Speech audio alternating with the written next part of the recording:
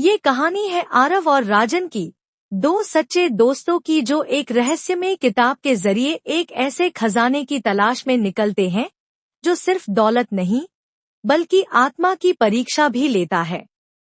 जहां हर कदम पर उनका सामना होता है लालच, धोखे, डर और अंत में एक ऐसा सच जिससे उनकी जिंदगी हमेशा के लिए बदल जाती है। एक बार बारिश की तेज बूंदों से बचते हुए आरव एक पुराने सुनसान पुस्तकालय में जा पहुंचा, जहां दीवारों पर जाले, लकड़ी की अलमारियां टूटी फूटी, लेकिन बीच में एक छोटी सी अलमारी चमक रही थी। वहीं उसे एक पुरानी किताब मिली, नवरत्नों का रहस्य। ये क्या है? कितनी अलग सी किताब है। जैसे ही उसने किताब खोली, उसमें से एक नक्शा गिरा और अजीब अक्षर चमक उठे।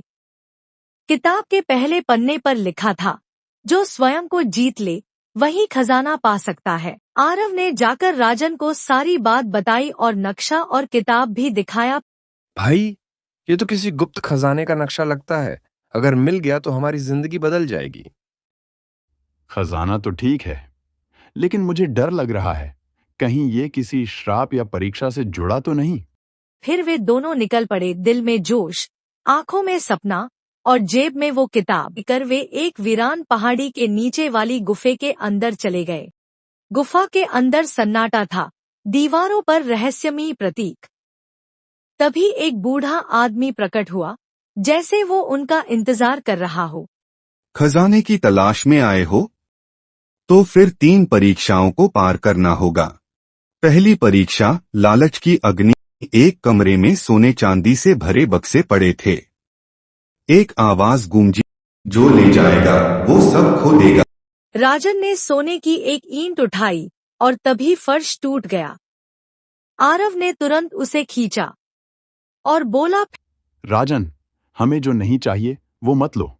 हमें असली खजाना पाना है और वो यहाँ नहीं। दूसरी परीक्षा, विश्वास का पत्थर। तुम्हें एक पुल पार करना होगा जो सिर्फ सच्चे दिल वालों के लिए ही ठोस होता और बुरे लोगों के चढ़ते ही टूट जाती है।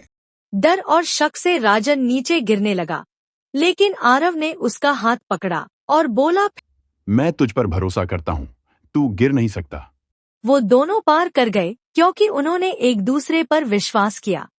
तीसरी और आखिरी परीक्षा, आत्मा की जीत। तुम्हारी आखिरी परीक्षा है ये, जिसमें तुम्हें एक दर्पण मिला है। उसमें खजाना दिख रहा है, पर साथ ही तुम्हारी परछाई भी।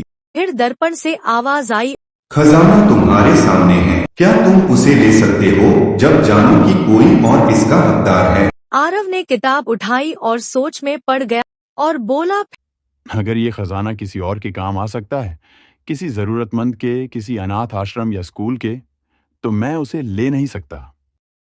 गया दर्पण चमक उठा और एक नई किताब उभर आई, ज्ञान का खजाना। और नए खजाने को लेकर आरव और राजन गांव की ओर लौट गए। गांव लौटकर आरव और राजन ने उस खजाने का इस्तेमाल लोगों की भलाई के लिए किया। एक स्कूल खोला, पुस्तकालय बनाया और एक संदेश फैलाया, सच्चा खजाना वो है जो सबके काम आए और सच्ची परीक्षा वो जो इंसान को बेहतर बना दे। मूल संदेश, धन जरूरी है, लेकिन उससे ज्यादा जरूरी है चरित्र, दोस्ती और सेवा। तो ये कहानी थी दो दोस्तों की। मैं फिर मिलूंगी आपसे नई कहानी के साथ।